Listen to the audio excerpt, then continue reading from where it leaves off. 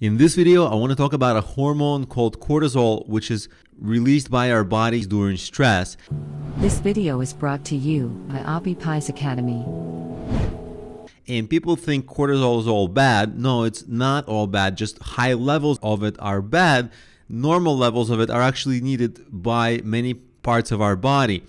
But it's known as the stress hormone, and it's released during periods of stress or fear. It's part of the fight or flight mechanism. It was first addressed by a scientist named Hans Selye in 1936. He makes a distinction between bad stress and good stress. Both good stress and bad stress cause our body to release this cortisol. The cortisol is in our blood and it needs a physical release. With good stress, you focus on a task and the task is done and that's it. But if stress is chronic, the cortisol builds up in our blood system and there's too much of it. The stress keeps going.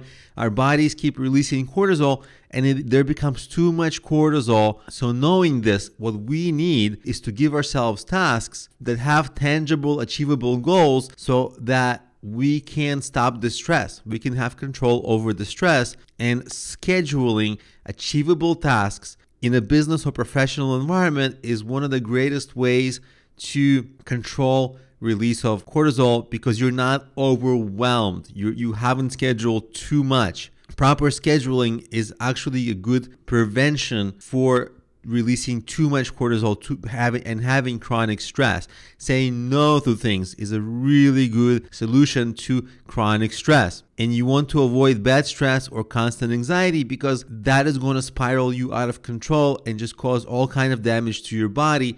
Building up bad stress and building up cortisol in your blood causes all kinds of problems. High blood pressure, weight gain, cholesterol levels rise. You become at higher risk of heart disease. You feel worse. You get to a higher risk of depression. You even have a higher risk of developing mental illness. Your immune function worsens. You have worsening memory. So many things go wrong.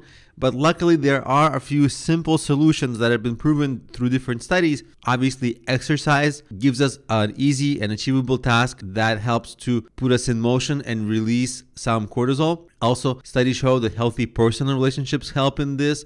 Meditation and mindfulness techniques help in this. Also, even laughter and just putting yourself into a good mood on a break, that even helps. And listening to music that you like also helps to release stress and lower cortisol levels in our blood. So you see, you can solve this issue of chronic stress by pre-planning, and also if you do sense that it is happening to you, these solutions, they're not preventative, they're reactive. Like, okay, I've got stress, now I can exercise. I got stress, let me listen to some music. Let me look at something funny or read something funny or watch some funny video. Let me do some mindfulness, right? Those are things that you can do to decrease stress. But there's also things you can do to prevent stress.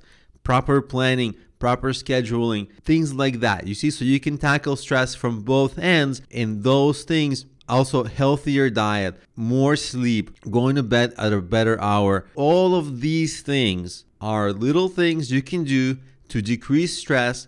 And when you decrease stress, you make yourself healthier, because stress is, that causes so many problems. It's like the silent killer. So right away, with less stress, you'll be able to make better business decisions. You'll be able to function better during your workday, and you'll make yourself much more productive by just knowing, hey, this is a possible cause for lack of productivity, cause for poor health, and you do all the things that go into minimizing its effect on you.